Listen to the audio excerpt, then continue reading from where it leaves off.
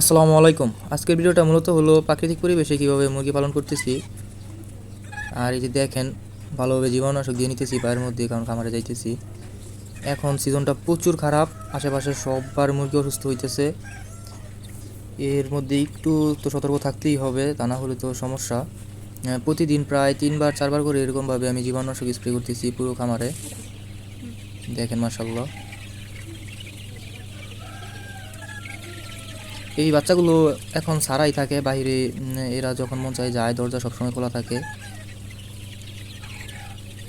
এখান থেকে আমি কিছু বাচ্চা প্যারেন্টসের জন্য রাখবো চিন্তা করতেছি, কারণ আমার যেই বড় প্যারেন্টস আছে ওগুলো যেগুলো বয়স হয়ে গেছে 2 বছরের কাছাকাছি প্রায়, ওই প্যারেন্টসগুলো ডিম কম পারে।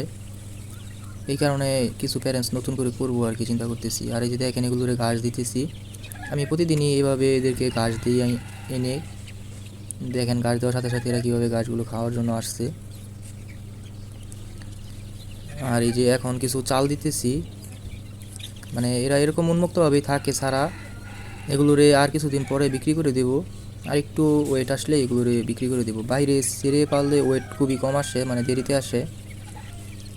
এই বাচ্চাগুলোর বয়স আজকে 50 দিনের কিছু বাচ্চা আছে, আর কিছু বাচ্চা আছে 40 দিন বয়সের। এখানে 2 ব্যাচের বাচ্চা আছে।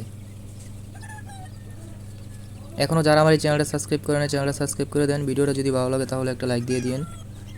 আর এই যে দেখেন, এরা ঘাস খাইতেছে মাশাআল্লাহ। ভাই এখন এই সিজনটা প্রচুর খারাপ একটা সময় মুরগির জন্য, মানে রোগ হয়ই।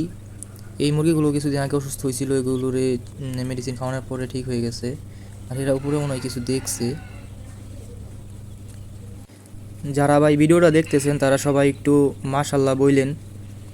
আর এই যে পানির পাত্রের মধ্যে যে ময়লা হয়, এইভাবে পানির পাত্রর ময়লাগুলো ফেলে দিতেছি।